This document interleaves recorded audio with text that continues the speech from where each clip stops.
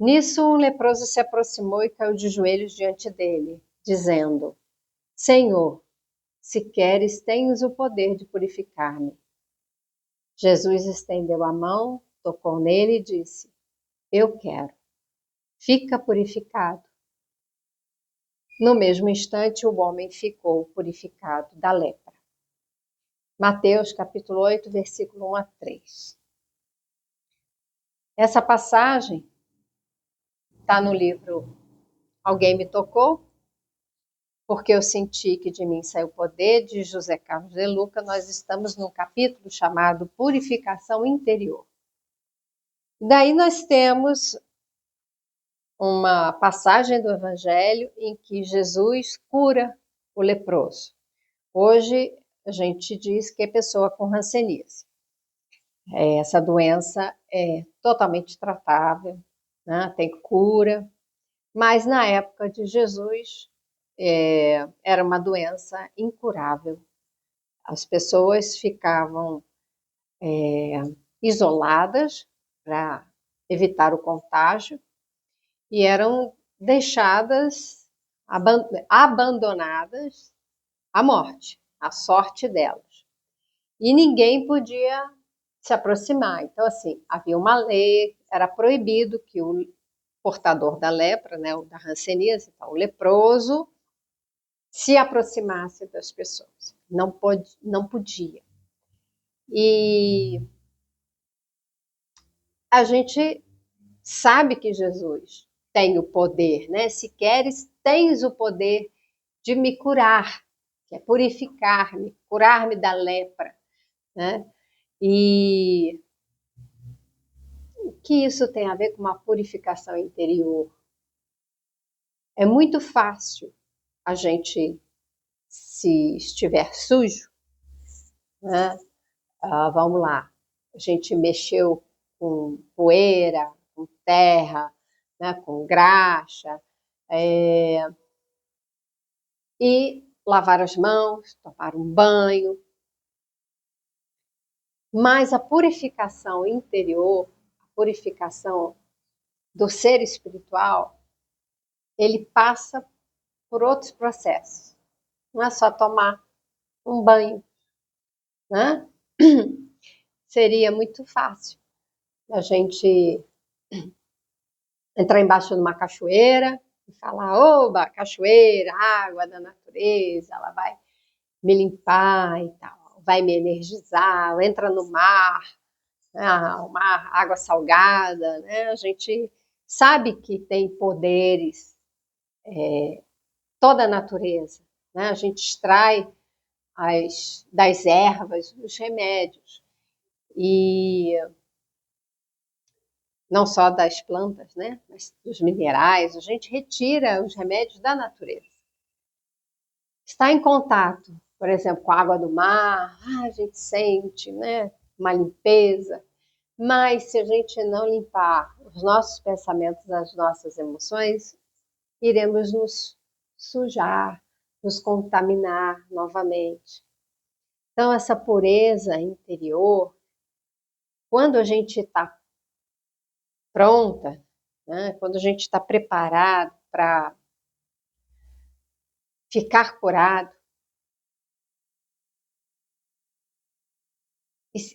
nós vamos ao encontro de Jesus.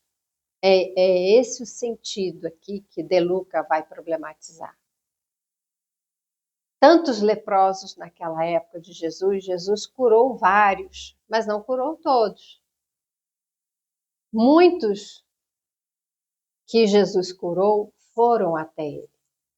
A gente pode lembrar da mulher hemorroíça, né? A mulher que tinha um sangramento, e durante muitos anos, mais de uma década, ela foi gastando tudo que ela tinha para ter o atendimento dos médicos daquela época.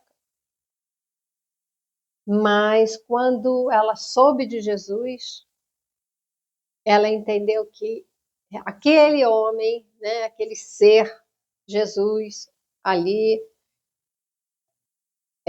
ensinando, curando, ele teria o poder, como este homem leproso fala para Jesus: você tem o poder, você pode me curar. E também a gente pode lembrar, né, o centurião, ele vai até Jesus e diz que ele tem um filho que está doente e que ele não é digno de receber Jesus na casa dele.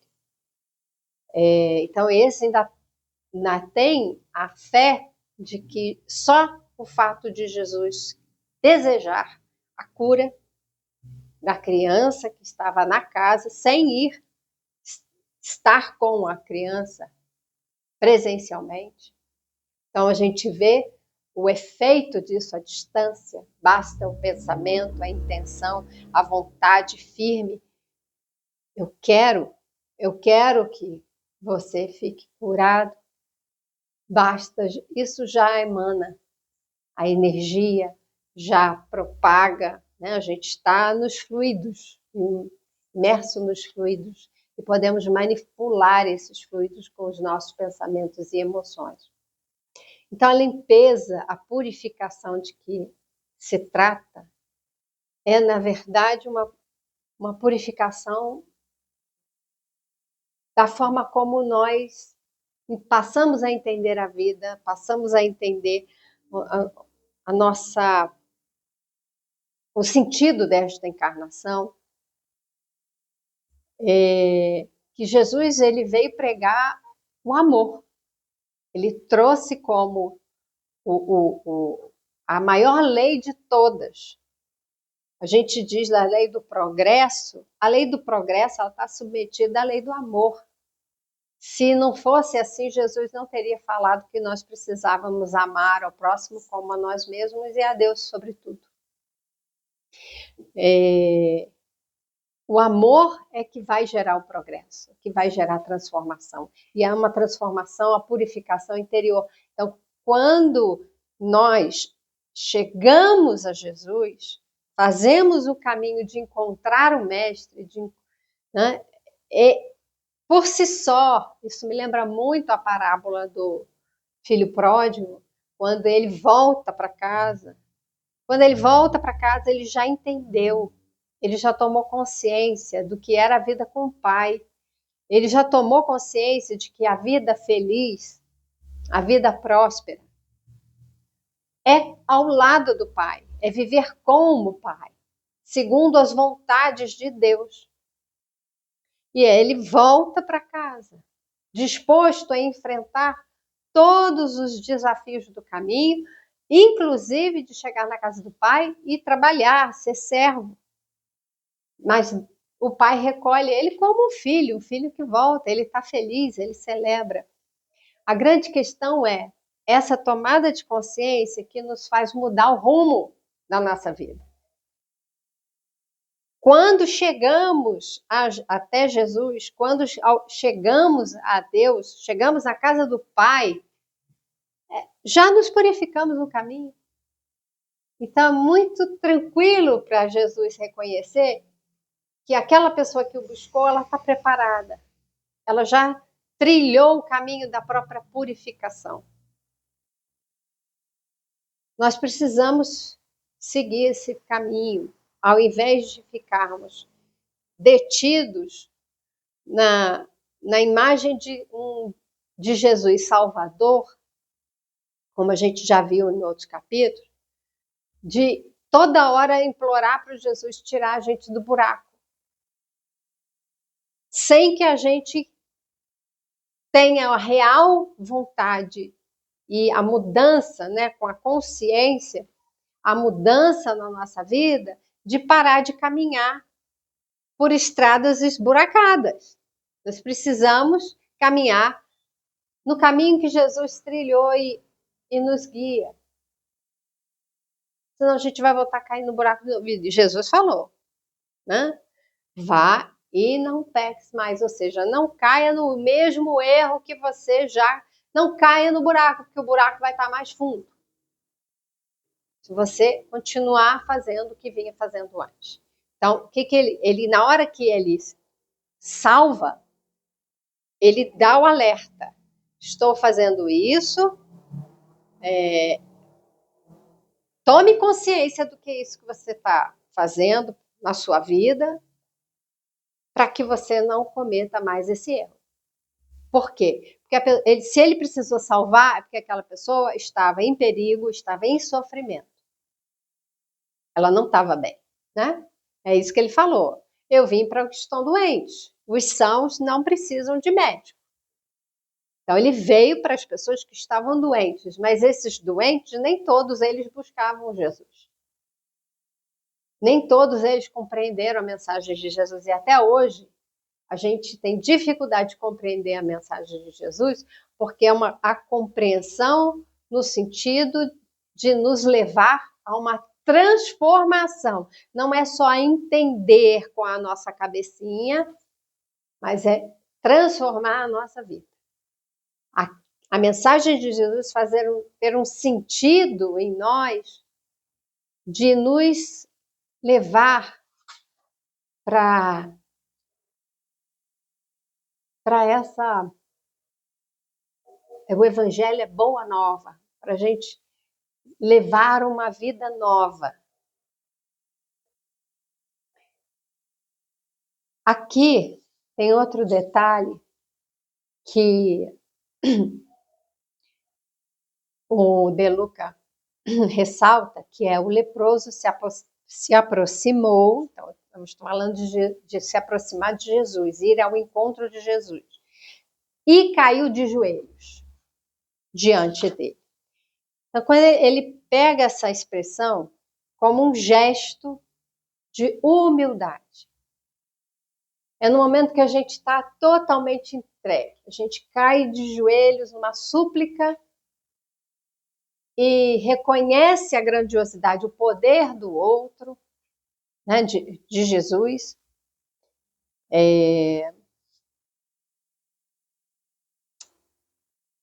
Quando a gente cai de joelhos, esse é um momento de, a gente pode dizer aqui, em outros termos, cair em si.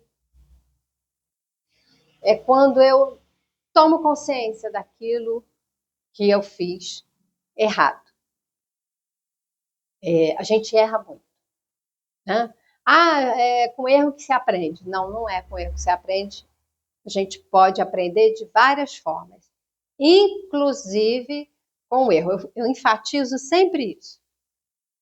A gente erra por nossa ignorância, mas quando eu tenho o conhecimento, o caminho da evolução ele pode ser muito longo, uma jornada muito longa, como pode ser uma jornada mais curta, a depender do que eu aprendo e faço. Então vamos ver uma criança. Se eu digo para a criança, olha, se você colocar o dedinho nessa tomada aqui, nesse buraquinho aqui, vai doer, faz dói, ai, dói, toma choque, né? Aí a criança olha, ouviu o que a mãe falou, ouviu o que o pai falou, não faça isso daqui, porque isso aqui pode te machucar. Isso aqui é perigoso. Aí a criança vai lá e faz. Ou o adolescente vai lá e faz. O que vai acontecer? Se ele não for, a criança e o jovem não foram capazes de ouvir, receber o conhecimento, a experiência de quem sabia mais, então a mãe e o pai passaram por aquela experiência, eles sabem, eles têm um conhecimento, assim como Jesus. Jesus teve a experiência, ele tem o conhecimento, ele é o mestre, e ele nos ensina. A gente pode ouvir a mensagem de Jesus, falar, tá bom, o mestre falou isso, mas aí eu vou lá enfiar o dedo na tomada, assim mesmo, por quê? Porque eu quero. Eu não quero fazer o que Jesus está falando. E Jesus está orientando, Jesus não está... ele respeita o livre-arbítrio. Você quer meter o dedo na tomada? Eu avisei que você vai tomar um choque. Aí a gente enfia o dedo na tomada e toma um choque. Ou seja, isso é uma metáfora para dizer que Jesus falou, a gente ouviu, não deu atenção para nosso desejo, né? O nosso ego falando que eu quero isso, eu quero aquilo, então eu quero fazer isso. Jesus está dizendo que não deve fazer não, né? Mas eu vou lá fazer. Aí a gente faz e cai no sofrimento. Então, a gente retarda o nosso processo de evolução. Porque se eu confio em Jesus e Jesus falou, não faça isso, que é para o seu sofrimento, isso vai gerar dor, vai gerar um sofrimento. Se um pai e a mãe falam, não põe o dedo na tomada, eu falei, tá bom, minha mãe falou, né, que eu não vou. Então, não vou pôr o dedo na tomada. Então, estar de joelhos é uma posição de reconhecer que precisamos ser humildes, de que nós não sabemos a verdade. Nós não sabemos agir em conformidade às leis de Deus. Alguns conhecimentos nós temos, mas ignoramos, fazemos a nossa cabeça. Nós estamos muito iludidos. Nós queremos o bem, mas não trabalhamos no bem. Esse é o momento da gente cair em si, estar de joelhos diante de Jesus, ouvir os seus ensinamentos e ir ao encontro dele para que tudo que ele nos ensinou nos transforme, nos purifique. Vamos para a oração. Divino amigo Jesus, hoje eu me sinto como o doente da lepra que se ajoelhou diante de você. Estou doente no corpo e na alma. Sinto que as pessoas se distanciaram de mim. Quando mais eu necessitava, muitos amigos se afastaram. Nem mesmo os parentes me compreendem. De um momento para outro, vi-me só. Somente a dor tem me feito companhia, somente as lágrimas tocam meu rosto cansado de sofrer. Mas hoje eu o reencontrei nas páginas desse livro. Você me tocou, Jesus. Eu senti. Você não me disse qualquer palavra, mas eu compreendi tudo. Compreendi que minhas dores representam o processo de drenagem das impurezas de minha alma, que era também tão egoísta quanto as pessoas que me largaram à própria sorte. Eu mesmo me abandonei, Jesus. Não me dei amor, respeito, consideração e fiquei cobrando isso dos outros. Enquanto eu tinha alguma importância no mundo, as pessoas me consideravam. Depois que perdi tudo, fui caindo no esquecimento daqueles que me bajulavam. Confesso que eu também agi dessa forma com muitas pessoas. E hoje você me deu a mais linda lição de amor que eu pude sentir em minha vida. Estou aqui doente, miserável, abandonado e esquecido, sem nada a oferecer aos mais pobres dos pobres, e você vem me visitar, vem estender sua mão amiga, seu sorriso meigo, seu olhar de misericórdia. Purifique-me, Jesus. Lave as feridas do meu egoísmo, limpe o ódio que me corrói, o desamor que me aniquila. Eu quero ficar limpo, mestre. Eu preciso. Eu estou. E assim seja.